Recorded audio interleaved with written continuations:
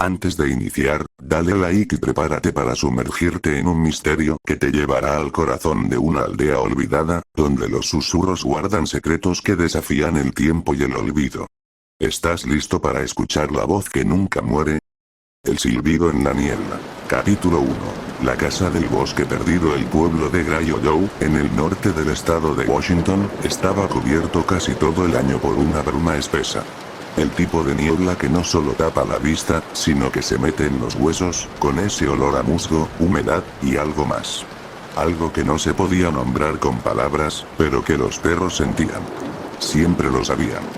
Desde hacía décadas, nadie se atrevía a cruzar el sendero de Hollow Pines después del anochecer. Todos conocían la historia de la casa del bosque perdido, una estructura antigua que se escondía entre árboles retorcidos, como si el mismo bosque intentara tragarla. Los adultos preferían no hablar de ella, y los niños contaban leyendas entre susurros, como si el nombre mismo pudiera traer la desgracia.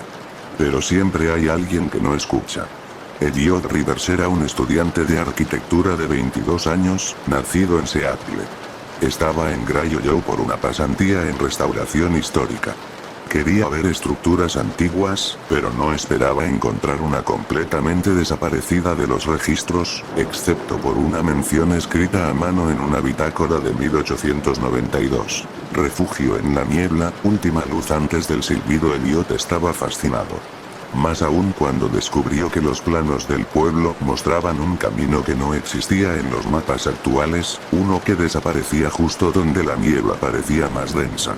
Una noche, impulsado por la obsesión, Elliot tomó su linterna, su cámara y una grabadora digital, y se dirigió al bosque. No avisó a nadie. Quería la primicia, la historia perfecta para su tesis y, quizás, para su futuro documental. El sendero era real. Aunque el barro cubría la mayor parte del camino, lo reconoció por las piedras alineadas y un antiguo poste oxidado. A medida que se internaba más, la niebla se volvía más espesa, como si el mundo detrás de él se desvaneciera. El primer sonido extraño lo escuchó a los 15 minutos. Un silbido agudo, melancólico, que no parecía venir de ninguna dirección específica. Al principio pensó que era el viento. Pero luego se detuvo, y el silbido continuó. Una melodía incompleta. Un llamado. «Hola», dijo en voz alta. Solo la niebla respondió, arremolinándose a su alrededor. La casa apareció de golpe, como si la bruma se hubiera partido en dos. Era más grande de lo que esperaba. Estilo victoriano, pintura descascarada, ventanas con vidrios rotos y una puerta de doble hoja que colgaba torcida. La rodeaba un jardín invadido por raíces y arbustos secos, como un cadáver cubierto de telarañas. Elliot se acercó, grabadora en mano. Registro número 1. Hora: 10:48 p.m. Estructura: intacta. Entorno: niebla espesa. Silbido persistente.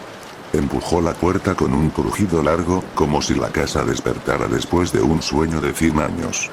El interior olía a humedad, madera podrida y algo más, algo metálico. El silbido se detuvo en cuanto cruzó el umbral. «Hola. ¿Hay alguien?» Clic. La grabadora se apagó sola. Revisó las pilas. Nuevas. Intentó encenderla de nuevo. Nada. Sintió un escalofrío que no venía del frío. Era esa sensación de estar siendo observado. De no estar solo. Encendió la cámara. El lente enfocó la escalera que subía al segundo piso, donde una sombra cruzó fugazmente. «¿Quién está ahí?»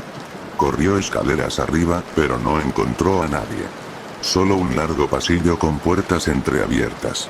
Entró en la primera habitación. Era una sala de estar con muebles cubiertos por sábanas raídas. Una mecedora crujía sola en la esquina, aunque no había corriente de aire. La linterna tembló en su mano. El piso crujió bajo sus pies. En la pared, colgado como una reliquia, había un retrato. Una mujer de vestido negro, piel pálida como la cera y ojos demasiado reales. Parecía seguirlo con la mirada. Pero lo peor era que su boca estaba entreabierta, como si acabara de silbar. Elliot dio un paso atrás. Un susurro. No en sus oídos. Dentro de su cabeza.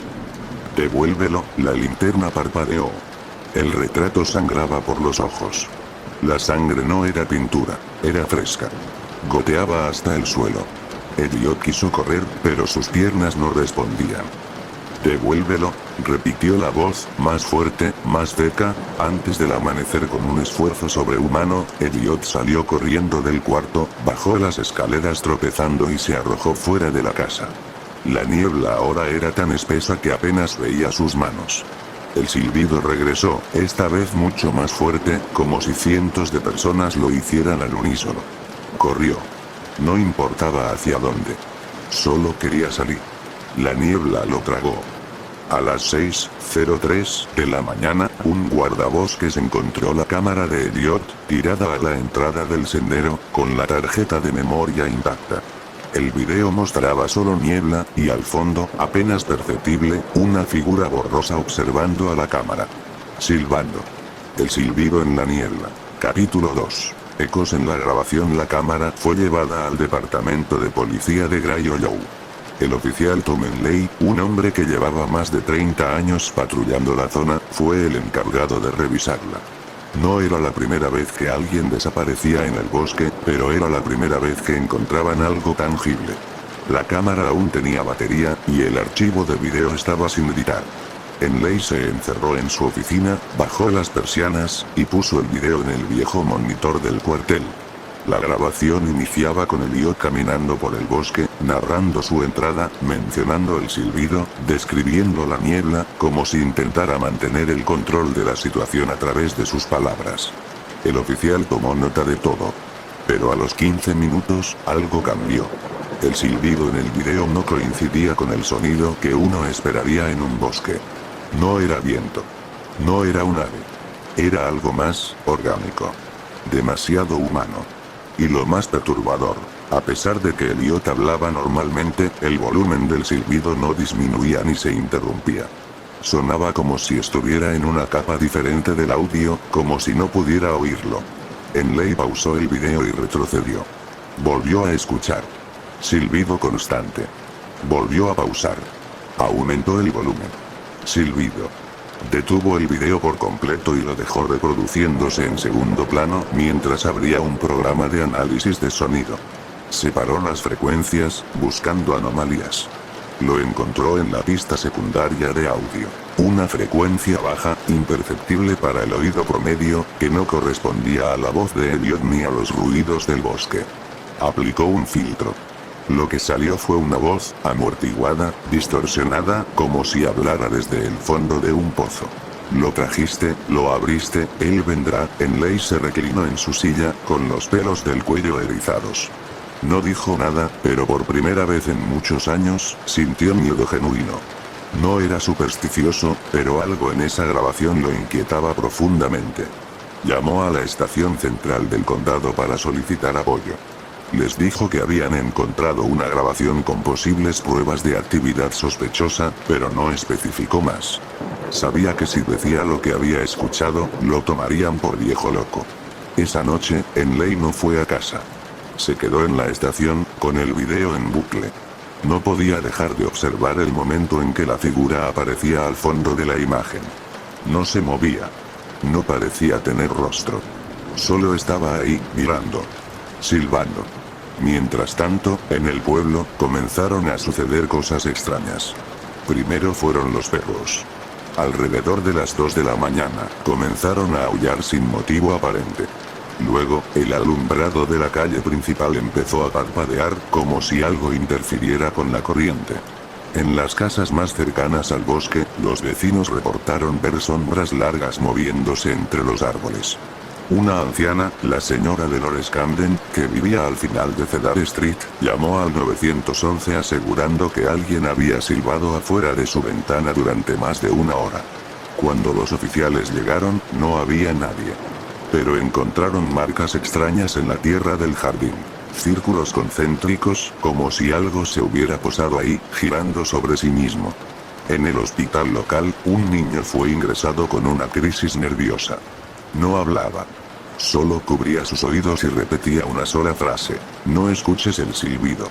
No escuches el silbido. Al amanecer, Henley recibió una llamada del guardabosques que había encontrado la cámara. Oficial, creo que necesita ver esto. Enley llegó al punto donde hallaron la cámara. Esta vez, el lugar estaba cubierto de cenizas. No había incendio. No había humo. Solo una franja de tierra quemada, de forma ovalada, justo en el centro del sendero. En medio de esa mancha oscura, había un objeto. Una grabadora. La misma que el idiota había llevado consigo. Pero había un problema. La grabadora estaba encendida, con la luz roja parpadeando, como si hubiera estado grabando desde el momento en que fue encontrada. Enley la recogió con guantes y presionó el botón de reproducción. La voz de Elliot llenó el aire, agitada, desesperada. Registro número, no sé cuánto. Si alguien escucha esto, por favor, no regresen. No es una casa. No es un lugar. Es una puerta. Está viva. Y él viene cuando silbas. No silben. No respondan. No escuchen, silencio. Luego, otro sonido. Un paso. Y después, el silbido. Más fuerte que nunca. Esta vez tan alto que hizo vibrar la carcasa de la grabadora. Enley la apagó de inmediato. Su rostro estaba pálido. Se llevó ambas pruebas a la estación. Ordenó sellar el sendero de Hollow Pines, aunque sabía que no serviría de mucho. A las pocas horas, comenzaron a llegar visitantes al pueblo. Periodistas, curiosos, exploradores urbanos. Las redes sociales ya habían esparcido el rumor, el video maldito del bosque perdido. Pero nadie sabía la verdad. Nadie sabía que el silbido aún se escuchaba en las madrugadas, muy bajo, muy lejos, como una llamada. Como una invitación. Y aquellos que lo escuchaban, sin saber por qué, sentían un deseo profundo de seguirlo. De caminar hacia la niebla. Como si algo los estuviera esperando. El silbido en la niebla. Capítulo 3. El huésped del motel. El motel Hollow Pines tenía apenas 8 habitaciones, todas de una sola planta, con puertas de madera carcomida por el tiempo. Estaba ubicado a las afueras de Grey Hollow, en la única vía asfaltada que llevaba al bosque. La mayoría de sus clientes eran camioneros, que buscaban descansar unas horas antes de continuar el viaje. Pocas veces alguien se quedaba más de una noche. Pero esa semana, un huésped nuevo pidió quedarse por tiempo indefinido. Pagó en efectivo, con billetes arrugados y húmedos, y no dejó nombre. Solo una mirada vacía, cansada. Ojos hundidos, como si no hubiera dormido en semanas. ¿Seguro quiere la habitación 8? Preguntó Margaret, la dueña del motel, sin poder evitar un escalofrío. Sí, respondió el hombre, con una voz baja, quebrada. La última. La habitación 8 era la más cercana al bosque. Nadie la pedía. Incluso los locales la evitaban, asegurando que por la noche se oía algo allá afuera. Pero el hombre insistió. No llevaba maleta, solo una mochila negra. Se encerró de inmediato y corrió las cortinas. Margaret lo observó desde la recepción durante un rato, preguntándose si debía llamar a la policía. Algo en él no le gustaba. No era solo el silencio ni la mirada vacía, era la forma en que se detenía frente a la ventana, mirando fijo hacia los árboles. Como si esperara que algo saliera de allí. Esa noche, justo a las 3:17 am, el teléfono de recepción sonó con un timbre tan seco que la hizo saltar de la silla. Contestó con la voz ronca del sueño aún en la garganta. Motel Hollow Pines. Silencio. Hola. Del otro lado, un sonido. Un silbido. Largo. Doloroso. ¿Quién es? Insistió, ahora con el corazón latiéndole más fuerte. Clic. Fin de la llamada. Miró hacia la habitación 8. La luz seguía encendida. 10 minutos después, el teléfono sonó de nuevo. Esta vez, era el cuarto 7. Margaret. Era la voz de Sam, un vendedor de seguros que llevaba 3 días en el motel. ¿Quién está en el cuarto de al lado? Un huésped nuevo. ¿Por qué? Porque está silbando. No ha parado en media hora. Me tiene loco. ¿Silbando? Sí, una melodía rara. Ni siquiera parece una canción. Es como un lamento. No sé cómo explicarlo, pero me da miedo. Mucho miedo. Margaret colgó sin responder. Agarró su linterna, se puso una chaqueta, y caminó hasta el cuarto 8. Golpeó con suavidad. Señor, ¿todo bien ahí dentro? No obtuvo respuesta. Solo silencio. Giró el picaporte. Cerrado. Señor. Hemos recibido quejas, si necesita algo, estoy en recepción. Dio un paso atrás y, por instinto, miró por la rendija de la cortina. El cuarto estaba vacío. La cama hecha. La lámpara encendida. Pero el huésped no estaba. Entonces, algo se movió frente a la ventana. No era él. Era una silueta más alta. Más delgada. Demasiado delgada. No alcanzó a verle el rostro, pero vio como la figura giraba lentamente la cabeza hacia la ventana, hacia ella. La linterna cayó al suelo. Corrió de regreso a la recepción, trancó la puerta, y llamó al oficial Henley. Él llegó 15 minutos después, con las luces de la patrulla apagadas. Margaret temblaba mientras le contaba lo que había visto. ¿Está segura que no era el huésped? No. No tenía cuerpo de persona. Era más hueso que carne. Y sus movimientos eran como los de una marioneta mal hecha. Henley caminó hacia el cuarto 8 con una mano en la pistola. Golpeó la puerta. Nada. Policía. Abra la puerta. Silencio. Golpeó otra vez. La puerta se abrió sola. El cuarto estaba vacío. Todo intacto. No había maletas. No había ropa. Solo una cosa sobre la cama. Una hoja de papel, arrugada, escrita a mano con tinta negra. Henley se acercó con cuidado y leyó. Silbé sin querer, respondió sin piedad. Ahora estoy dentro. Ahora es mi hogar. Debajo, había un dibujo hecho con lápiz. Un bosque. Una casa. Y al fondo, una figura con una boca muy, muy grande. Henley no dijo una palabra. Se llevó la nota en una bolsa de evidencia y pidió que desalojaran el motel esa misma noche. Sam, el vendedor de seguros, se negó a quedarse otro minuto más. Ese tipo silbaba y algo lo respondió. Lo sé, dijo mientras empacaba. Lo sé porque, yo también lo escuché. Respondí, sin pensarlo. Silbé de vuelta. Solo una nota. Henley lo miró fijamente. ¿Y qué pasó? Sam no contestó. Pero sus ojos se llenaron de lágrimas. Él está dentro ahora. No me va a dejar dormir nunca más. Y se fue sin despedirse. Esa noche, Margaret dejó el letrero de cerrado por reformas en la entrada. Nadie volvió a ocupar la habitación 8. El silbido volvió a escucharse a las 3:17 en punto. Puntual. Persistente, como si esperara que alguien más respondiera. El silbido en la niebla. Capítulo 4. La maestra de música, la señorita Daylin Moore, había vivido en Greyhound toda su vida.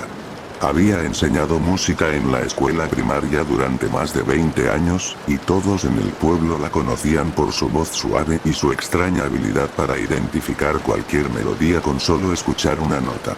Su aula estaba siempre decorada con instrumentos colgantes, partituras antiguas, y un piano desafinado que, sin embargo, sonaba perfecto cuando ella lo tocaba.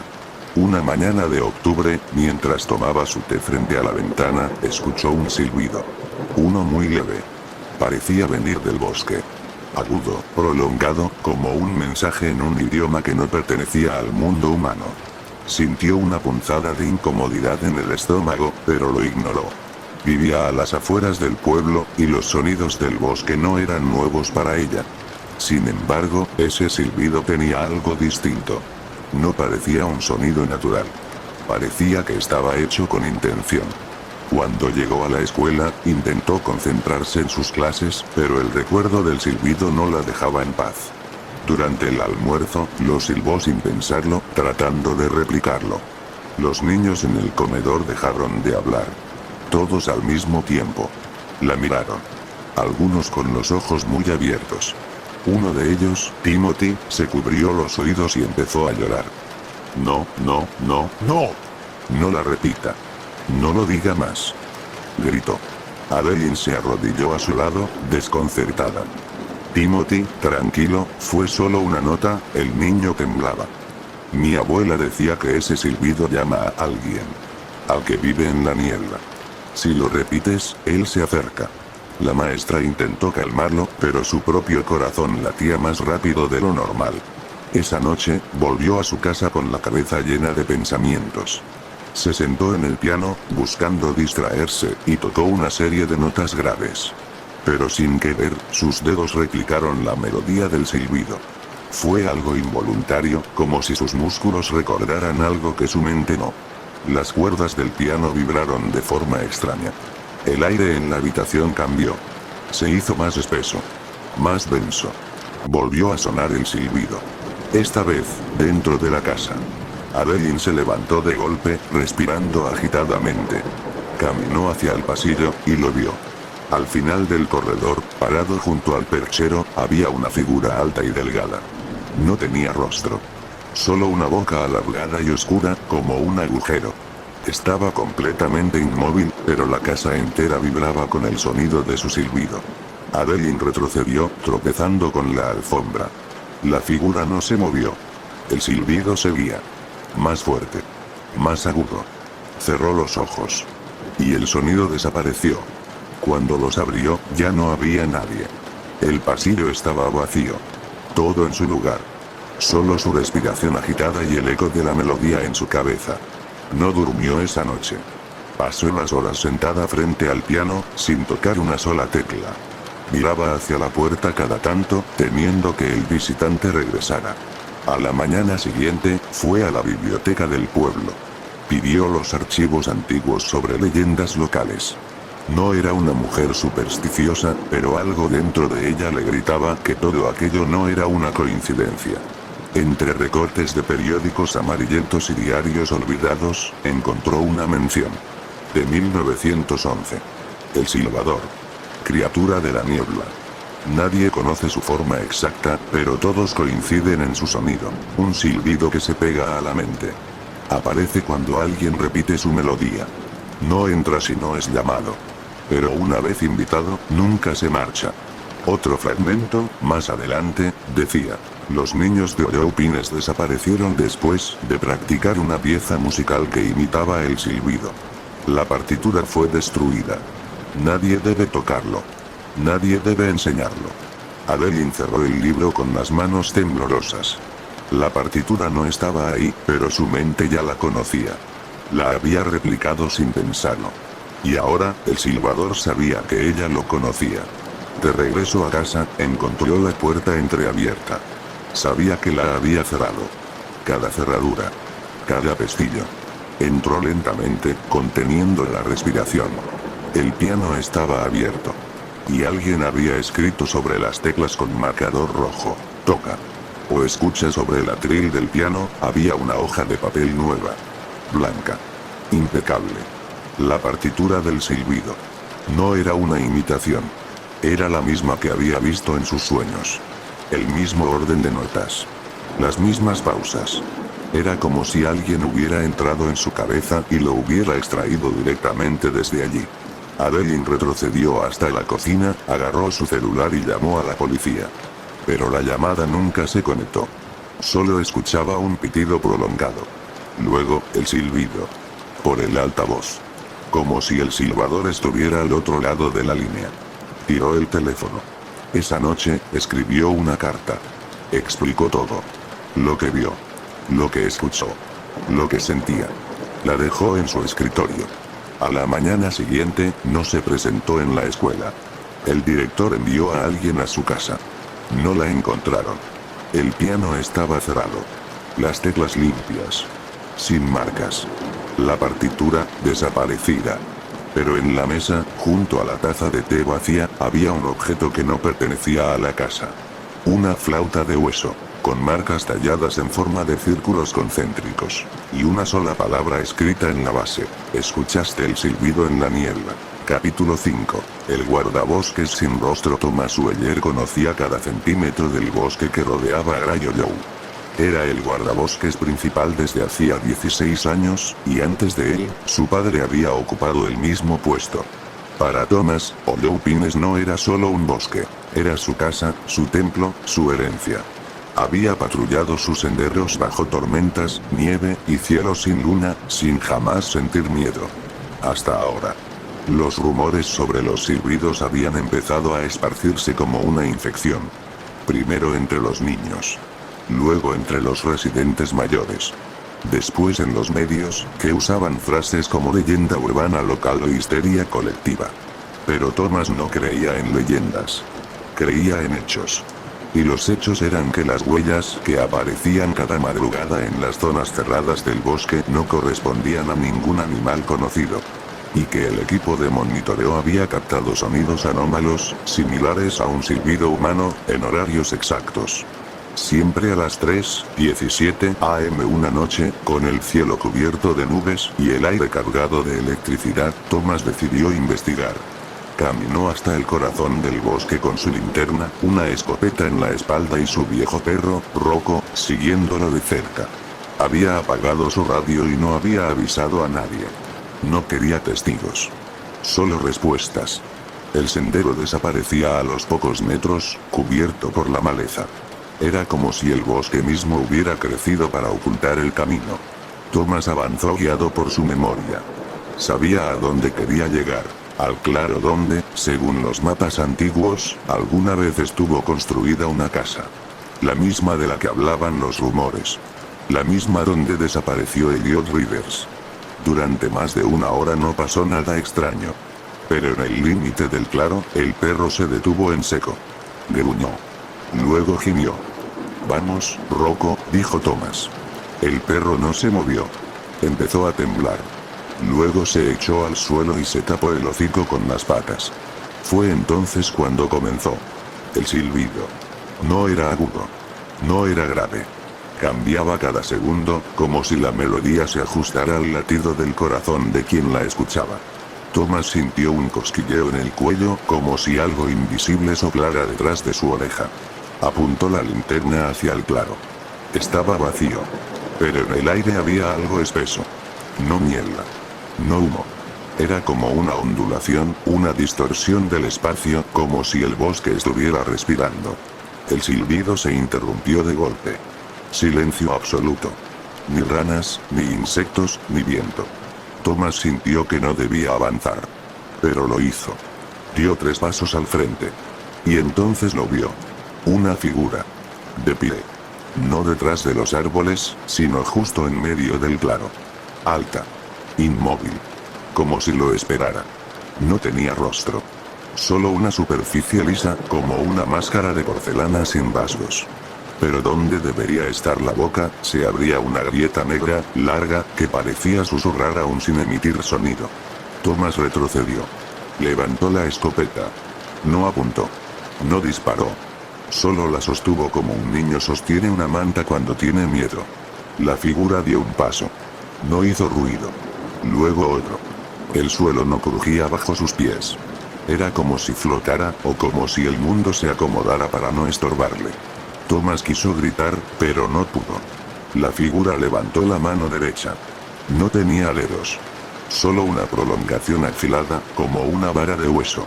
El silbido volvió, pero esta vez no salía del aire. Salía de dentro de Thomas. Sintió vibrar su garganta, su pecho, sus costillas. Como si su cuerpo se hubiera convertido en una flauta viva.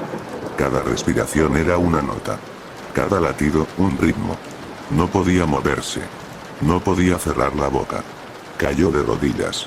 El silbido ahora era un alarido agudo que se elevaba hacia el cielo. El ser se detuvo frente a él. Se inclinó. Y Thomas vio su reflejo en la superficie sin rostro. No era él mismo. Era un hombre sin rostro. Sin ojos. Sin boca. Sin alma. Todo se oscureció.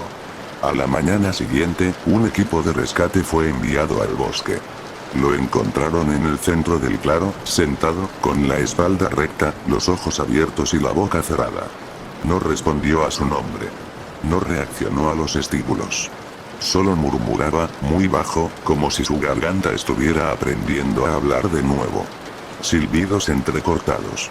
Uno de los paramédicos intentó ponerle oxígeno. Thomas lo miró entonces, por primera vez. Y sonrió. La expresión duró solo un segundo. Después de eso, no volvió a pestañear.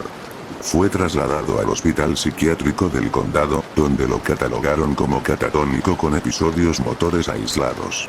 Nunca explicó lo que había visto. Nunca habló con nadie.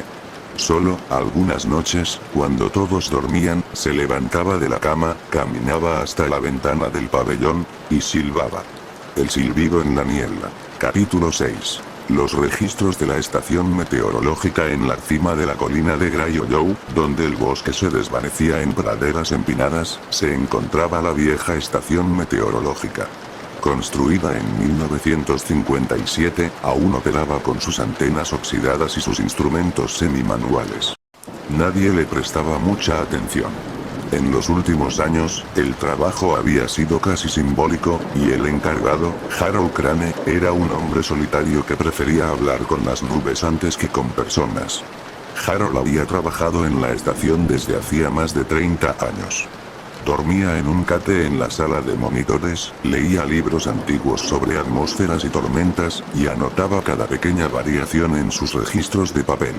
Tenía una memoria prodigiosa para los detalles, y cada fenómeno extraño, por mínimo que fuera, quedaba registrado con hora, temperatura, presión y dirección del viento. Fue una madrugada de noviembre cuando Harold notó algo anómalo. Estaba revisando los sensores de viento cuando una ráfaga se detuvo de golpe. No disminuyó ni giró. Simplemente, desapareció. El anemómetro, que giraba suavemente hacía unos segundos, quedó completamente inmóvil, como si el aire mismo hubiese sido apagado. Frunció el ceño y anotó: viento desaparecido. 3:17 am, presión estable. Humedad, 81%. Sonido ambiente no detectado. Volvió a revisar las lecturas, confundido. Todos los instrumentos mostraban una calma anormal. Silencio atmosférico absoluto. A esa hora, siempre había un leve zumbido, una vibración en el aire, incluso en noches tranquilas. Pero ahora, nada. Era como si el mundo se hubiera detenido. Fue entonces cuando escuchó el silbido. No venía de los bosques. Venía del interior de la estación. Harold se levantó lentamente de su silla. No tenía radio encendida. No había televisores, ni aparatos de sonido. Pero el silbido estaba ahí. Grave, ondulante, como una voz que no podía decidir si quería ser canto o amenaza. El sonido se deslizaba por los muros, vibrando en las ventanas. Era casi hermoso, hasta que Harold notó que estaba respondiendo. No con palabras, no con sonidos, sino con pensamientos. Una imagen cruzó su mente. Un bosque sumido en niebla. Una casa sin puertas. Y dentro, una figura alargada que silbaba mientras colgaban cuerpos del techo como si fueran campanas. Harold se tambaleó hacia el grabador de sonido de la estación. No sabía por qué lo hacía, solo que necesitaba registrar eso, lo que fuera que estaba ocurriendo. Presionó REC y dejó el micrófono abierto mientras caminaba por la sala, buscando una fuente lógica. Entonces escuchó su nombre. No con los oídos. Lo escuchó dentro del pecho. Harold, ven, se detuvo. El micrófono empezó a vibrar solo. Las agujas del panel saltaban como locas, marcando entradas que no tenían sentido. El papel del registrador térmico comenzó a enrollarse como si alguien soplara directamente sobre el sensor con una fuerza que los equipos no podían soportar. Se acercó a la ventana. La colina estaba cubierta por una niebla súbita. Como si el cielo se hubiera deshecho en algodón sucio. La visibilidad era nula. Y en medio de esa bruma, se movía algo. Alto. Más alto que los árboles. Silencioso. Entonces el silbido cesó. Todo volvió a la normalidad. El viento sopló de nuevo. Las agujas bajaron. El micrófono se detuvo. Harold permaneció inmóvil, mirando hacia la nada. Esa mañana, cuando fue a revisar la grabación, encontró un archivo de 6 minutos. No contenía ningún sonido. No silbidos. No pasos. Nada. Solo estática. Pero al reproducirlo en cámara lenta, con los auriculares puestos, escuchó algo muy débil. Una frase. No me grabes. Me estás invitando. Apagó el sistema de inmediato. Durante los días siguientes, Harold intentó advertir al gobierno local. Enviaba informes meteorológicos falsos con notas ocultas escritas a mano. El patrón se repite cada noche, el silbido no es un fenómeno natural, hay algo dentro de la niebla, pero nadie respondió. Los meteorólogos jóvenes no sabían qué hacer con los papeles que llegaban por fax. Algunos se reían. Otros los ignoraban. Solo una joven pasante llamada Lea, que estudiaba climatología en Seattle, tomó en serio los mensajes. Viajó a Grayojou sin avisar, y subió a la estación meteorológica una tarde ventosa. Harold la recibió con el rostro más pálido que de costumbre y los ojos inyectados. ¿Tú también lo has escuchado?, le preguntó sin saludar. Ella asintió. Desde hace semanas. En la costa también. Al principio pensé que eran interferencias atmosféricas, pero luego lo escuché sin equipos. Me siguió a casa. Harold le ofreció una taza de café viejo, y la hizo pasar al cuarto de registros. ¿Qué crees que es? Lea abrió su mochila y sacó una grabadora de sonido digital de alta gama. No sé. Pero los silbidos no tienen eco. Eso no ocurre con sonidos naturales. El eco es una constante. Lo que silba no responde a las leyes físicas. Harold le mostró los gráficos. Cada noche, a las 3:17, las variables atmosféricas colapsaban. Viento, presión, temperatura, todo caía en cero por exactamente un minuto. Luego, regresaba a la normalidad como si nada hubiera pasado. Lea encendió su grabadora y la dejó en la ventana. Era de última tecnología. Capaz de captar frecuencias inaudibles para el oído humano. La dejaremos toda la noche. Esa madrugada, a la misma hora, la estación entera vibró. La estructura metálica se quejó. Las luces parpadearon. Harold y Lea, despiertos, miraron hacia la bruma espesa que se arrastraba colina arriba como una ola viva. El silbido atravesó el metal, las paredes, el cuerpo. Y por primera vez, el tiempo dentro de la estación pareció detenerse. Los segundos se congelaron. Las agujas dejaron de moverse. El aire no entraba ni salía de los pulmones. Y en medio de esa nada, una voz susurró en ambos al mismo tiempo, con una claridad escalofriante. Ya están escuchando. Ya no pueden parar. Cuando el reloj volvió a andar, Lea revisó su grabadora. No tenía audio. Solo una frase escrita en la pantalla con caracteres distorsionados. Los que oyen, silban. Los que silban, llaman. Esa fue la última noche en que Lea fue vista en el pueblo. Harold se quedó en la estación. Y cada noche, mientras la niebla trepa por las colinas, él escribe en su libreta una sola palabra, repetida una y otra vez. Silba el silbido en la niebla. Capítulo 7. El cuaderno de los desaparecidos. En el edificio abandonado que alguna vez fue la biblioteca central de Grayojou, los estantes aún sostenían libros olvidados cubiertos de polvo y humedad. Nadie cruzaba sus puertas desde hacía más de una década, cuando se declaró inestable la estructura. Pero alguien seguía entrando. Lo supo el joven archivista Derek Walsh cuando, por encargo del nuevo concejo municipal, fue enviado a inspeccionar el lugar para decidir si valía la pena restaurarlo.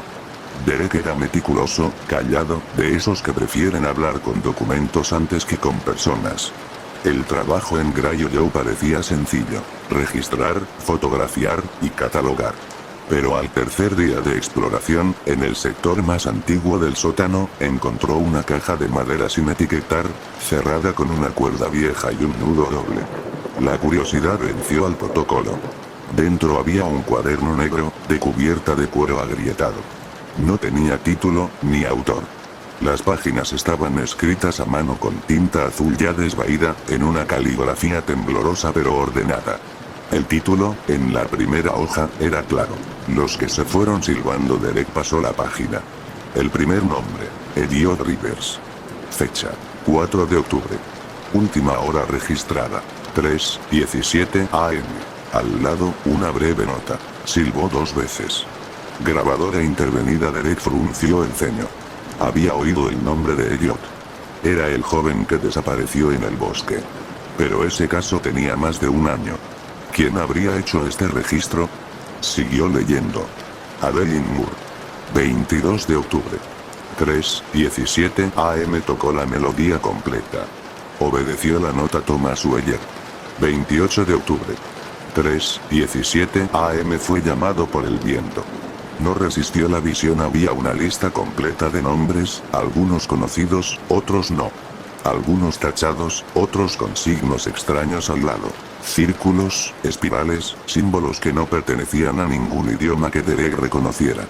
Cada entrada terminaba igual: recibió el silbido. Se fue. Derek sintió que el ambiente a su alrededor se tornaba más pesado. Como si el aire se pegara a su piel.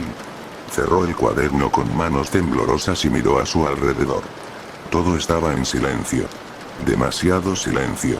Llevó el cuaderno al hotel donde se hospedaba y pasó la noche analizándolo.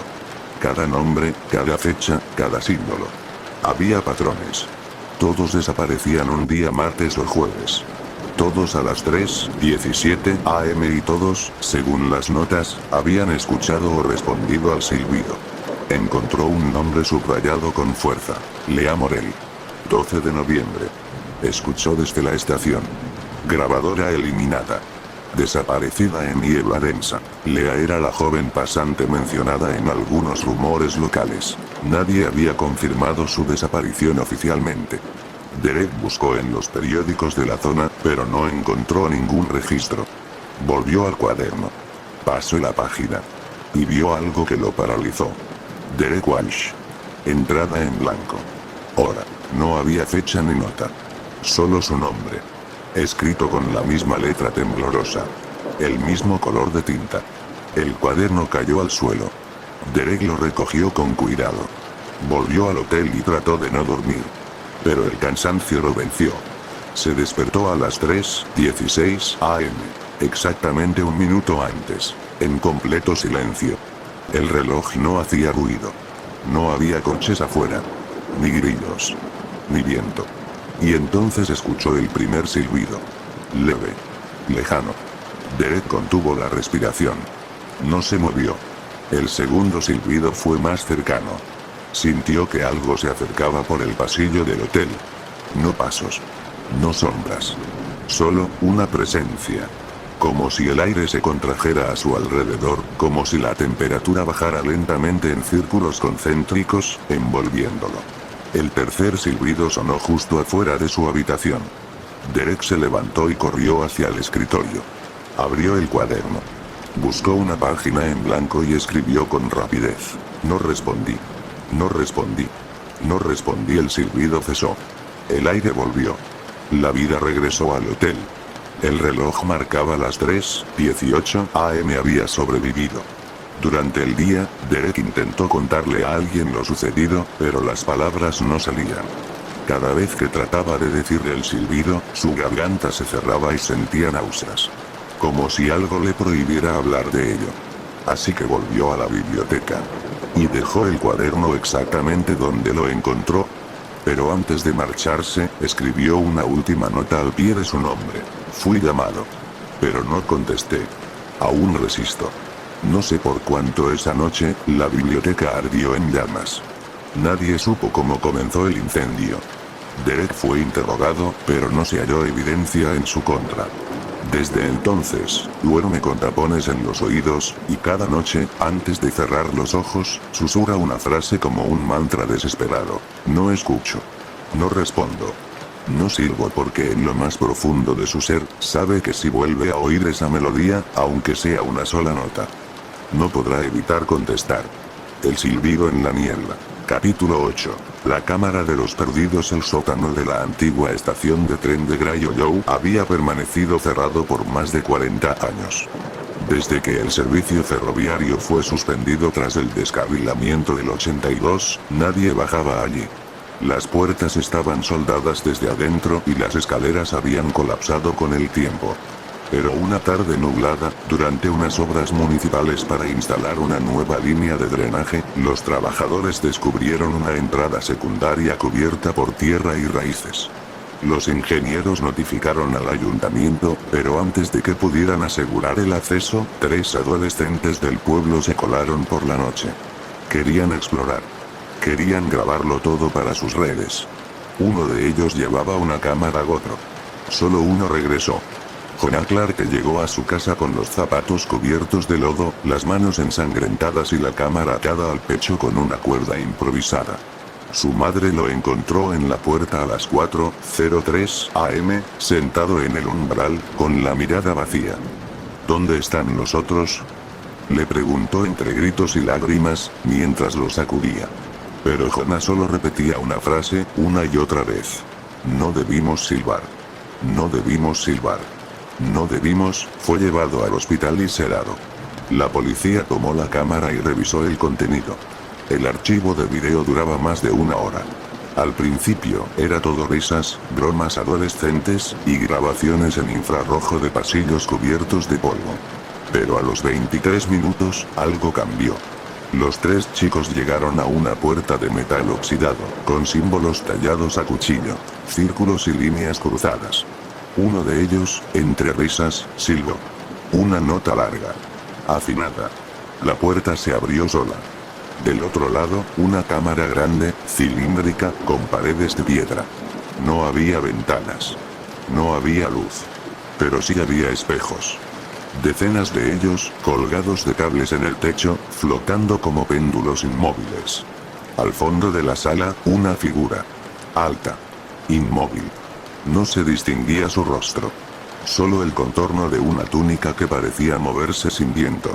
Los espejos vibraban apenas con su presencia. ¿Quién es eso?, murmuró uno de los chicos. Silva, susurró otro. La figura levantó la cabeza. El video se volvió distorsionado. Imágenes superpuestas. Voces cruzadas. Cada espejo mostraba una versión diferente de los adolescentes. Unos gritaban, otros se arrastraban por el suelo, algunos simplemente estaban de pie, sin ojos. Una voz se coló por encima del ruido. Grave. Familiar. No venía de la cámara, sino de algo más profundo. Todos los que se miran, se pierden. Todos los que silban, se quedan. Los gritos comenzaron. Uno de los chicos corrió hacia la salida. Otro cayó al suelo, convulsionando. La cámara giró en círculos, cayó al suelo, se arrastró por el lodo. Lo último que se captó antes de que se apagara fue la cara de Jonah, reflejada en uno de los espejos. Pero no era su cara. Era una máscara blanca. Larga. Con una boca inmensa. Abierta como un túnel. La cámara quedó en silencio durante 20 minutos. Luego se detuvo sola. Después de ver el video, el oficial en ley ordenó cerrar de nuevo el acceso al sótano. Esta vez con concreto armado. Jonah fue trasladado a una clínica psiquiátrica a las afueras del condado. No volvió a hablar durante semanas. Solo escribía. Siempre lo mismo. Un patrón que repetía sin cesar. O 4 círculos, cada uno encerrado dentro del otro. Una enfermera, intrigada, intentó imitar el patrón silbando en voz baja en la sala de descanso. Esa noche desapareció sin dejar rastro. La cámara fue enviada a análisis forense. Pero no volvió. La empresa de digitalización que la recibió reportó fallas en sus servidores y se negó a tocar el dispositivo de nuevo. Uno de los técnicos, en un correo interno filtrado, escribió: hay algo en ese archivo que no es solo imagen ni sonido. No es una grabación. Es una invitación. El gobierno local intentó silenciar el asunto. Se divulgó la historia de un derrumbe en la vieja estación, y los padres de los chicos fueron obligados a firmar acuerdos de confidencialidad. Pero el rumor ya había escapado. Y como todo rumor, mutó. Ahora se decía que si te mirabas fijamente en un espejo a las 3:17 de la madrugada y silbabas 3 veces, podías ver tu reflejo cambiar, y detrás de ti aparecería él. La entidad. El silbador. Se dijo que había cámaras repartidas por el pueblo que nunca fueron instaladas por nadie. Que cada vez que alguien desaparecía, sus imágenes quedaban grabadas ahí. Que si uno se atrevía a encontrar esos vídeos, podía ver los últimos segundos, y oír el silbido que los reclamaba. Y lo más aterrador, que la cámara de Jonah aún estaba grabando, incluso sin batería ni conexión, y que lo hacía solo para un propósito. Para completar la colección. La colección de todos los que habían silbado, todos los que se atrevieron a mirar, todos los que, de una forma u otra, dijeron sí. El silbido en la niebla. Capítulo 9. El niño en la señal. Cada pueblo tiene sus propias supersticiones, cuentos para asustar a los niños o para mantenerlos alejados de ciertos lugares. En Grayolou, la advertencia más antigua se susurraba al pasar junto al cartel de bienvenida al pueblo, una vieja estructura de madera astillada con letras casi borradas por la intemperie. Nadie le prestaba mucha atención, hasta que alguien se fijó en el niño. Era solo una figura borrosa, dibujada a mano en la esquina inferior derecha del letrero, como si alguien la hubiera añadido años después. Pequeño, de ropa antigua, sin rostro. Solo una silueta. La mayoría creía que era una broma de adolescentes. Otros aseguraban que siempre había estado allí. Pero el niño cambiaba de posición. Lo descubrió por accidente Marla Kent, una joven madre que pasaba todos los días por ese camino al llevar a su hija a la escuela. Una mañana lluviosa, el dibujo del niño aparecía más arriba, como si hubiera trepado unos centímetros por la madera. Pensó que era su imaginación. Pero al día siguiente, subió aún más. Tomó una foto. Y a la siguiente semana, otra. Comparó ambas. El niño dibujado se movía. Mostró las imágenes a otros padres. Algunos se rieron. Otros, especialmente los ancianos, palidecieron. Uno de ellos, el señor Breyer, de casi 90 años, murmuró con los labios temblando. Otra vez no. Otra vez no, nadie le preguntó qué quería decir.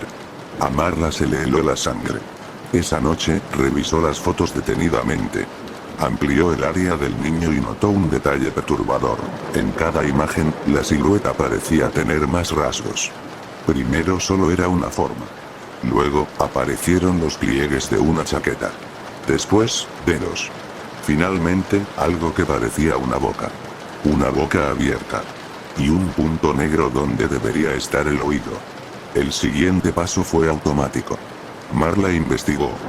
Buscó archivos antiguos del pueblo. Registros. Noticias. Y encontró un caso olvidado en los años 60. Un niño desaparecido justo donde estaba ahora el cartel de bienvenida. Nadie lo había vuelto a ver. Su nombre era Owen Bly. Tenía 7 años. Llevaba una chaqueta con parches en los codos y gustaba de silbar canciones inventadas. Lo último que se escuchó de él fue, según el informe, un silbido que no cesaba, incluso después de que la voz cayó. Marla ya no dormía bien. Su hija, Layla, comenzó a comportarse de forma extraña. Se despertaba en medio de la noche con los ojos muy abiertos, mirando hacia la ventana. ¿Qué ves, amor?, le preguntaba Marla. Él, respondía Layla, sin emoción. El niño que silba. Marla intentó ignorarlo. Pero una madrugada, a las 3:17 am, escuchó un leve silbido desde el pasillo. Se levantó. Caminó hasta la habitación de su hija. Layla dormía profundamente. Pero junto a su cama, en el suelo, había marcas de lodo. Huellas pequeñas. Mojadas. Y un papel arrugado. Marla lo desdobló. Era una hoja de cuaderno escolar, amarillenta y escrita con lápiz. En ella, un dibujo infantil de 2 personas, una madre y una hija. Ambas sin boca. Y detrás de ellas, una figura negra, con una línea en lugar de rostro. La línea era un silbido. Marla quemó la hoja esa misma noche. Al día siguiente, mandó retirar el cartel del pueblo. Pagó de su bolsillo la grúa. Los trabajadores lo desmontaron bajo la lluvia. El dibujo del niño ya estaba en el centro del cartel, como si quisiera atravesarlo. Mientras lo cargaban en la grúa, uno de los operarios, un hombre llamado Scott, silbó despreocupadamente. Solo una nota, al levantar el cartel. Murió esa noche. Cayó desde su balcón sin razón aparente. No dejó nota. Solo una frase grabada con un clavo en el alféizar. Me está llamando. Los restos del cartel fueron guardados en una bodega municipal. Esa misma semana, el vigilante nocturno renunció.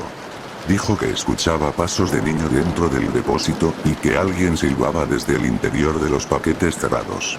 El ayuntamiento no volvió a abrir la bodega. Marla decidió marcharse de Grey Hollow. Empacó en una sola noche y condujo sin rumbo, con Layla dormida en el asiento trasero. Paró en una gasolinera lejana, en otro estado. Entró al baño con su hija, que seguía somnolienta. Mientras se lavaban las manos, Layla miró el espejo. Ahí está, dijo. Marla se congeló. ¿Quién, amor? Owen. El niño del cartel. Me sonríe. Marla volteó lentamente. No vio nada. Pero el espejo tenía algo escrito en vapor, como si alguien lo hubiera exhalado desde el otro lado. Gracias por llevarme contigo. No volvieron a Grey Hollow. Pero desde entonces, cada pueblo que atraviesan tiene un nuevo dibujo en sus señales de bienvenida. Pequeño. Discreto. La silueta de un niño. Y cada vez, más cerca del borde. Como si buscara saltar al mundo real. Como si ya no fuera parte de un cartel, sino del camino. Del aire. Del oído de quien sirve, sin querer, su melodía. El silbido en la niebla. Capítulo 10. La entrevista que nadie emitió. Wendy Holt era periodista para un canal de televisión regional que casi nadie miraba. Cubría historias locales, ferias de campo, algún accidente menor, el clima, cosas que rara vez pasaban del archivo. Pero cuando comenzaron los rumores sobre desapariciones en Grey Hollow, algo le llamó la atención. No por lo que se decía, sino por lo que no se decía. Nadie quería hablar del tema. La policía se mostraba evasiva. El ayuntamiento no emitía comunicados.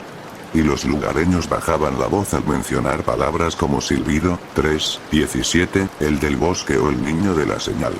Wendy olía las buenas historias.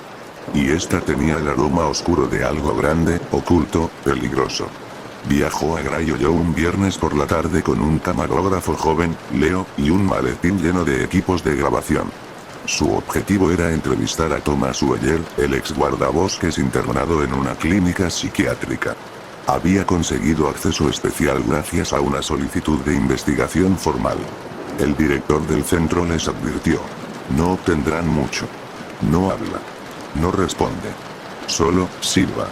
Entraron a la sala acolchada con cámaras en mano. Thomas estaba sentado en una esquina, con la vista fija en una grieta del suelo. Tenía la barba crecida, el uniforme aún manchado de tierra, y las uñas tan largas que parecían garras. Wendy se agachó con suavidad, activando el micrófono. Thomas, soy periodista. Estoy aquí para saber qué ocurrió en el bosque. Para ayudar. Silencio. Dicen que escuchaste algo. Que viste algo. ¿Puedes contármelo? Silencio. Leo comenzó a ajustar la cámara, apuntando con cuidado. Pero en cuanto lo hizo, Thomas levantó la cabeza por primera vez. Sus ojos eran dos espejos húmedos, sin expresión. Y entonces, silbó. Una sola nota. Baja, sostenida. El vidrio de la cámara vibró. El audio se distorsionó al instante. Wendy sintió una presión en el pecho, como si la sala se hubiera hecho más pequeña. Un zumbido en los oídos, un sabor metálico en la lengua. ¿Eso es lo que escuchaste?, preguntó, sin poder ocultar el temblor en su voz. Thomas sonrió apenas. Y luego habló. Él no se esconde. Nosotros sí. Él siempre ha estado. Nosotros fingimos que no lo oímos. Pero ya no quiere que lo ignoren. Wendy se congeló. Leo dejó de grabar, asustado. ¿Quién es él? Thomas no respondió. En cambio, señaló con un dedo torcido hacia la esquina de la sala. Allí. Escucha con nosotros. Ya sabe que viniste. Está en tu cinta. Está en tu micrófono. Wendy se giró. No había nadie. Pero en los auriculares que usaba Leo, comenzó a sonar un pitido irregular. No provenía de la sala. Provenía de la cámara. Apagaron todo y salieron. La grabación fue enviada al canal, pero el archivo llegó dañado. Solo conservaba un fragmento. Nosotros silbamos primero. Pensamos que no respondería. Pero el eco era suyo esa misma noche, en su hotel. Wendy revisó el audio bruto. Había interferencias, sí. Pero también algo más. Una voz. Muy baja. Más baja que el ruido de fondo. Usó un programa de edición para amplificarla. Y escuchó. No estás contando la historia correcta. Cuenta la otra. La que ocultaron. La que enterraron a la mañana siguiente, fue a la biblioteca del condado. Pidió los registros de nacimientos y muertes en Grey Hollow entre 1910 y 1930. Buscaba pistas, nombres, algo. Y encontró un dato que nadie había relacionado antes. Cada 17 años exactos, un grupo de personas desaparecía. Siempre entre octubre y noviembre. Siempre sin testigos. Siempre cerca de las 3:17 am, y un nombre se repetía como firmante en los reportes oficiales de cada generación. Ernest Vale. Según los registros, había sido alguacil, luego juez, luego director del hospital, y aún más extraño, su foto no cambiaba. En cada década, el rostro era el mismo. Misma edad. Misma expresión. Wendy buscó más. Encontró una nota en los márgenes de un informe. Vale sabía. Vale enseñó. Vale silbó primero, regresó al canal esa noche y pidió emitir su investigación en directo. Su productor se negó. No tenemos pruebas claras. Es solo material distorsionado, leyendas y un loco en bata. Wendy insistió. Argumentó. Rogó. Entonces, la transmisión se interrumpió. La sala de control se llenó de una frecuencia que no correspondía a ninguna señal. Era como un zumbido largo, musical, lleno de subfrecuencias que hacían temblar el pecho. Todos los monitores se apagaron menos uno. En él, se mostraba la imagen de la señal de bienvenida a Grayo-Joe. Y sobre ella, el niño. Ya no dibujado. Ahora en video. Moviéndose. Levantando la mano. Silbando. Los técnicos intentaron apagar los equipos. Desconectaron todo. Pero la imagen no se iba. La señal seguía activa, como si viniera de adentro. De algún lugar que no era este mundo. Esa noche, Wendy huyó del canal. Desapareció por casi un mes. Cuando volvió, tenía los ojos hundidos, el cabello canoso en las sienes, y una cicatriz en la lengua. Ya no hablaba. Pero en la palma de su mano había tallado, con una navaja, una frase que todos en la redacción recuerdan con escalofríos. Él ya aprendió a usar nuestra voz desde entonces, ningún periodista del canal menciona a Grayo-Joe. Y las grabaciones de ese día siguen apareciendo en canales de televisión cerrados, a las 3:17 am, en cualquier parte del país. Aunque nadie las haya programado. El silbido en la niebla. Capítulo 11. El faro de los que no vuelven. En la costa este, a 2 horas del pueblo de Grayo-Joe, se alzaba un faro abandonado. El faro Vale, nombrado como uno de los fundadores del condado, llevaba décadas fuera de servicio, cerrado tras la muerte del último encargado. Sin embargo, los pescadores aún hablaban de él. No porque lo necesitaran, sino porque, según decían, algunas noches la luz volvía a encenderse. Una luz pálida, azulada, que giraba sin ruido, como si alguien, o algo, la activara desde dentro. Nadie se atrevía a acercarse. Excepto un hombre, Edgar Crowe. Edgar era un investigador independiente obsesionado con fenómenos paranormales. No creía en fantasmas, pero sí en patrones. Y todos los caminos, todas las anomalías que había seguido durante años, lo llevaban a un mismo centro, Grayo-Joe. El bosque, la estación meteorológica, los silbidos, y ahora, el faro. Un faro que, según registros de radio marítimos, emitía señales sin fuente desde hacía 3 semanas. Señales compuestas por 5 notas repetidas. Siempre las mismas. Siempre entre las 3:16 y las 3:18 am. El 9 de noviembre, Edgar llegó al faro con una mochila de equipos, una linterna y una libreta de cuero llena de notas. El cielo estaba cubierto de nubes densas. La niebla se arremolinaba sobre las rocas como si esperara. El mar no hacía ruido. Ni una ola golpeaba el acantilado. La puerta del faro no estaba cerrada. Solo entreabierta. Adentro, todo estaba cubierto de polvo y sal. Escaleras oxidadas, cristales rotos, papeles descompuestos. Pero lo que más le sorprendió fue el silencio. No un silencio normal, sino total. Edgar no escuchaba sus propios pasos. Ni su respiración. Ni el zumbido de la linterna. Era como si el sonido hubiera sido devorado por el lugar. Subió los escalones lentamente. A mitad del camino, encontró marcas talladas en las paredes. Símbolos que había visto antes, en el cuaderno de los desaparecidos. Círculos concéntricos, líneas cruzadas, formas que parecían ojos, o bocas. En el piso superior, la sala de la linterna estaba intacta. Polvo en los cristales, pero nada más. Sin embargo, en el centro había una silla. Y en la silla, una figura sentada. Un esqueleto vestido con uniforme antiguo de farero. En su regazo, un cuaderno abierto. Edgar se acercó, con la respiración contenida. La página decía: no deje de girar la luz. No por los barcos. por los que caminan por el mar volvió la página. A veces, la niebla canta. A veces, la luz responde.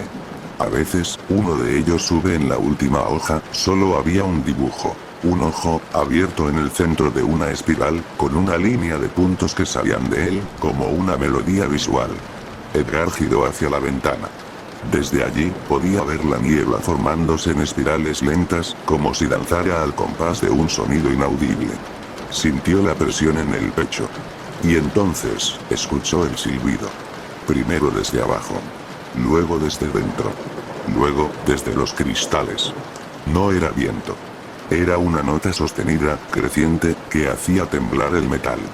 La linterna del faro, apagada desde hacía décadas, se encendió sola. Una luz azulada. No giraba. Se quedaba fija, apuntando al mar. Edgar, paralizado, grabó con su teléfono. Pero la pantalla se quedó negra. Sin imagen. Sin sonido. Solo la palabra escucha en letras parpadeantes. Bajó las escaleras como pudo, mareado, mientras las paredes vibraban con el silbido. Al llegar a la planta baja, la puerta estaba cerrada. Trató de abrirla, pero no cedía. Golpeó. Gritó. Pero el faro no dejaba escapar ningún sonido. La luz azul comenzó a girar entonces, lentamente, cruzando por las ventanas rotas, bañando todo con su resplandor antinatural. Y por una rendija, Edgar vio lo imposible, figuras caminando sobre el mar. Decenas. Altas. Alargadas. Con movimientos lentos, coreografiados, como si marcharan al ritmo de una melodía que solo ellas podían oír. Algunas parecían humanas. Otras no. Y una de ellas, silbaba con la boca abierta en 4 direcciones. Edgar cayó de rodillas. No por miedo, sino por la presión en su cabeza. Como si cada nota del silbido le perforara el cráneo. Intentó taparse los oídos. No sirvió. Intentó cerrar los ojos. No sirvió. El silbido estaba adentro. Lo último que logró hacer fue escribir, con una tiza que llevaba en el bolsillo, una sola frase en el suelo de piedra. No es un sonido. Es una puerta. A la mañana siguiente, un pescador encontró el faro abierto, sin rastros de Edgar. Solo su libreta. Cada página estaba en blanco. Salvo la última. Allí, con tinta negra, escrita en letra distinta a la de Edgar, decía: "Gracias por venir. Ahora puedes silbar por nosotros desde ese día, los barcos que pasan por esa zona dicen oír melodías que vienen desde el mar abierto. Notas sin eco. Notas que vibran en el casco de los navíos, que hacen que los navegantes tengan sueños en los que caminan hacia un faro, sin poder evitarlo. Y cada tanto, alguien desaparece. Se baja en un puerto intermedio y nunca vuelve. O se lanza por la borda. Y antes de hacerlo, siempre hace lo mismo. Silba una nota. Larga. Pura. Perfecta. El silbido en la niebla. Capítulo 12. Voces en la radio. La vieja estación de radio WRLH había sido la única emisora local de Grayollow durante décadas. Situada en el edificio que una vez fue la biblioteca, antes de que el incendio consumiera buena parte de sus archivos, la estación transmitía música, anuncios, y ocasionalmente noticias. Desde la llegada de las nuevas tecnologías, sus emisiones se volvieron escasas y poco escuchadas, pero la cabina permanecía abierta, custodiada por un anciano operador llamado Harold Simmons. Harold era un hombre de voz grave y pausada, habituado a las largas noches en compañía de su vieja consola y sus decenas de cables enmarañados. Pocas veces salía de la estación y menos aún contestaba llamadas de oyentes. Pero una noche de noviembre, algo cambió. Eran las 3:10 AM cuando la consola comenzó a emitir un ruido estático extraño. Harold frunció el ceño, ajustó las perillas, y aumentó el volumen. De entre el ruido, emergió un sonido silbante, casi imperceptible. A los pocos segundos, el silencio se hizo absoluto. Harold miró su reloj. 3:17 AM. La voz vino entonces, clara, potente, y penetrante. ¿Nos escuchas, Harold? La piel del anciano se erizó. ¿Quién habla?, preguntó, con la mano temblando sobre el micrófono. Somos los que se fueron. Un segundo silbido recorrió las ondas. No era un sonido simple. Tenía capas, matices, como si varios seres estuvieran hablando al unísono, cada uno con una voz diferente pero combinadas en una sola melodía. Harold se obligó a mantenerse calmado. Por años había sido testigo de sucesos inexplicables, pero nunca algo así. Intentó responder, pero su garganta se cerró. ¿Qué quieren?, dijo con dificultad. Queremos que cuentes nuestra historia. Que no olvides el silbido. Que no olvides la niebla. La señal se cortó por un instante, pero volvió más fuerte. Estamos atrapados entre los ecos, entre el viento y la sombra. No nos olvides. Harold el anciano buscó en la consola un botón para grabar. Pronto, toda la transmisión quedó registrada en cinta. Pero lo extraño era que ninguna de las palabras pronunciadas por aquella voz aparecía en la pantalla de subtítulos, como si el mensaje se transmitiera solo en frecuencias inaudibles para el oído común. Harold comenzó a escuchar otras voces, apenas susurradas, como si alguien hablara desde dentro de la niebla. Voces de niños, mujeres y hombres, cada una contando fragmentos de sus últimos momentos antes de desaparecer. Se mezclaban con el silbido, convirtiéndolo en una canción melancólica y aterradora. Nosotros no elegimos partir. Nos llamaron. Nos hicieron silbar. Ahora vivimos en el viento. Somos la niebla. Harold sintió un escalofrío recorrer su espalda. Los sonidos parecían formar un mapa, una especie de código oculto que, si se descifraba, podría revelar algo terrible. Durante horas intentó interpretar la secuencia, pero la fatiga lo venció. Cerró los ojos un momento y escuchó claramente, como un susurro cercano. Silba con nosotros, Harold. Silba con nosotros. y únete. Despertó sobresaltado con el sonido de su teléfono. Era una llamada desconocida. Hola, respondió. Nada. Solo un silbido que se alargaba, suave pero hipnótico. Colgó. Esa noche, volvió a escuchar el silbido a través de la radio. Esta vez, no en la estación, sino en su casa. Provenía de las paredes, del suelo, del aire. Intentó ignorarlo. Pero cuando al día siguiente encendió la radio para salir al trabajo, la voz volvió a hablarle. Harold. Estamos en ti. Desesperado, comenzó a grabar todo lo que ocurría. Durante una semana, el silbido lo acompañó día y noche, haciéndole perder el sueño y la cordura poco a poco. El último mensaje fue grabado la madrugada del 18 de noviembre. Si no silbas, nos escuchas. Si nos escuchas, eres uno más. La grabación se perdió en el archivo de la estación. Cuando la policía local entró a la estación unos días después, Harold había desaparecido. Su silla estaba vacía, pero sobre el micrófono había un pequeño papel con solo una palabra escrita en tinta roja. Silba. Desde entonces, varios habitantes han reportado escuchar el silbido en sus radios, en sus teléfonos, incluso en la televisión. Algunos intentan ignorarlo. Otros sienten la irresistible necesidad de responder, de silbar de vuelta. Y en cada casa donde eso ocurre, alguien desaparece sin dejar rastro.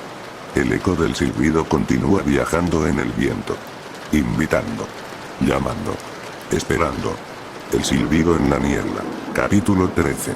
El ritual de la colina. A las afueras de Grey Hollow, en una colina cubierta por árboles muertos y hierba seca, se encontraba un círculo de piedras antiguas, apenas visible entre la maleza. Los ancianos del pueblo hablaban poco de ese lugar, y cuando lo hacían, bajaban la voz. Lo llamaban la colina del susurro, porque en las noches sin viento se escuchaba un murmullo que parecía venir de la tierra misma. Lucas Meyer, un joven antropólogo que había llegado a Grey Hollow para estudiar las leyendas locales, estaba fascinado con aquel sitio. Creía que el círculo de piedras podía ser un antiguo altar, quizás relacionado con los rituales indígenas que precedieron a la fundación del pueblo. Sin embargo, no esperaba encontrar mucho más que eso. Una noche, decidido a documentar su investigación, Lucas llevó una grabadora, linterna y una cámara técnica. Llegó a la colina poco antes de la medianoche, bajo un cielo estrellado y una luna pálida que apenas iluminaba el terreno. Se sentó en medio del círculo y comenzó a hablar en voz alta, describiendo las piedras y la historia que había recopilado. Al dar la 1 de la madrugada, un silencio absoluto lo envolvió. Nada de insectos, nada de viento. La atmósfera se tornó densa, como si el aire estuviera cargado de una energía antigua y pesada. De repente, un silbido agudo, claro y sostenido rompió la quietud. Lucas giró la cabeza, buscando el origen, pero no vio nada. El sonido persistió y poco a poco se fue entrelazando con otros silbidos, formando una melodía extraña, inquietante y profundamente hipnótica. Sacó la grabadora y comenzó a registrar. Intentó seguir la melodía con la voz, pero sus labios permanecían rígidos. Algo dentro de él parecía resistirse a participar. La temperatura bajó bruscamente. La niebla comenzó a ascender desde el suelo, en espirales blancas que se arremolinaban alrededor del círculo. Lucas sintió una presencia detrás de él. Una sombra se movió entre los árboles. No tenía forma definida, pero parecía avanzar hacia el centro del círculo. En su cámara térmica, la figura se mostraba como un haz blanco luminoso, pero con un rostro que no tenía rasgos, solo un vacío profundo. Intentó levantarse, pero sus piernas no respondieron. Estaba paralizado por un terror inexplicable. La sombra se acercó, y un segundo después, un segundo silbido resonó, esta vez más bajo y entrecortado. Lucas cerró los ojos y trató de bloquear el sonido, pero era imposible. Cuando volvió a abrirlos, vio a varias figuras más emergiendo de la niebla, formándose poco a poco a su alrededor. Eran hombres, mujeres y niños, todos sin boca, solo con ese vacío que parecía absorber la luz. Intentó gritar, pero no salió sonido alguno. Entonces, una voz resonó en su mente. No temas. Somos los que se fueron. Somos el susurro en la colina. Quien nos escucha, se convierte en uno de nosotros. Quien silba, abre la puerta. Lucas sintió que la sombra tocaba su hombro.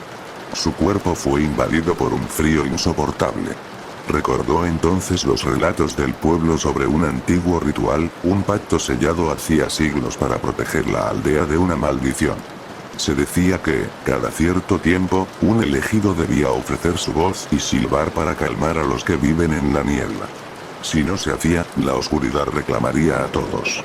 Pero algo había cambiado. El ritual estaba roto. Ahora, no había elegido. Ahora, la niebla llamaba a todos.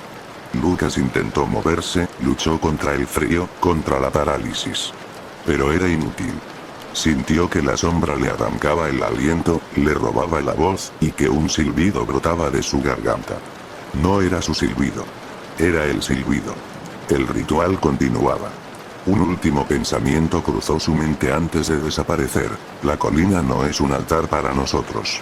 Es un portal para ellos. Cuando la niebla se disipó al amanecer, solo quedaba la grabadora de Lucas. Abierta, sobre la hierba. La cámara térmica y su linterna desaparecieron sin dejar rastro. En la grabadora, una última grabación. Silba con nosotros. Silba para siempre. El silbido en la niebla. Capítulo 14. El regreso. Noviembre terminó sin luna sobre Greyhollow. La niebla ya no se levantaba solo de madrugada. Ahora cubría el pueblo entero, desde la estación abandonada hasta la colina de los susurros, espesa como si respirara, como si esperara. Los habitantes sabían menos. Las ventanas se mantenían cerradas, y los relojes eran tapados o volteados, porque nadie quería ver la hora exacta cuando el aire comenzaba a silbar. Pero entonces volvió Jonah Clarke. Después de casi un año de encierro en la clínica, una noche simplemente apareció en el centro del pueblo, descalzo, con el rostro demacrado y los labios cortados por dentro. Tenía los ojos completamente negros. No como si estuvieran vacíos, sino como si algo los hubiera llenado. No hablaba. Solo caminaba. Y silbaba. Una melodía desconocida. Tan dulce que hacía llorar a los animales. Tan precisa que los vidrios temblaban.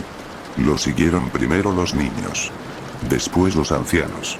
Y, por último, todos los que alguna vez escucharon algo que no debían. Marcharon por las calles cubiertas de niebla en una procesión muda, dirigiéndose hacia el bosque. Allí, donde empezó todo. Donde el primer silbido fue escuchado. Donde, según los registros que nadie quería leer, hubo una vez un pozo. Profundo. Sellado con piedra y hierro.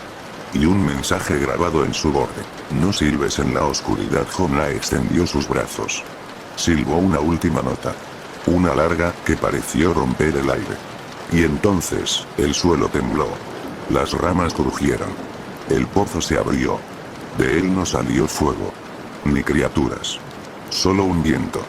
Un viento que no venía de abajo, sino de algún lugar entre. Un susurro que hablaba en 1000 voces. Voces de desaparecidos. Voces de radios apagadas. Voces que pedían, no ayuda, sino espacio. Espacio para pasar. Una luz azul emergió del centro del pozo. No era caliente ni fría. Era memoria. Era todo lo que había sido olvidado, distorsionado, sepultado.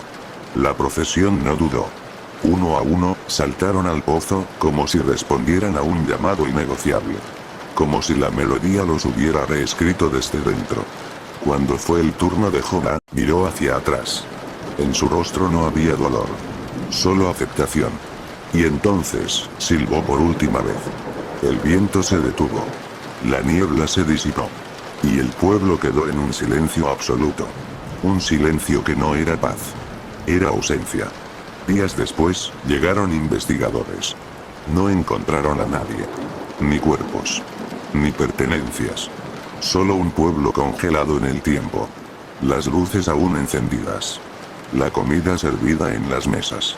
Los autos estacionados con las puertas abiertas. Y un mensaje tallado en cada espejo de cada casa. Silbaste. Así que nos abriste. Algunos creen que fue una epidemia. Otros, un culto masivo. Pero los que han escuchado las grabaciones, saben la verdad. Porque el silbido sigue. Aparece en radios. En ventilaciones. En sueños. Una nota. 2. 3. Siempre la misma secuencia. Un llamado. Y si respondes, ya no eres solo tú quien silba. Sobreviviste al silbido. Entonces dale like, suscríbete y comparte esta historia con quien más se atreva a escucharla. Pero ten cuidado. Porque incluso el eco puede responder.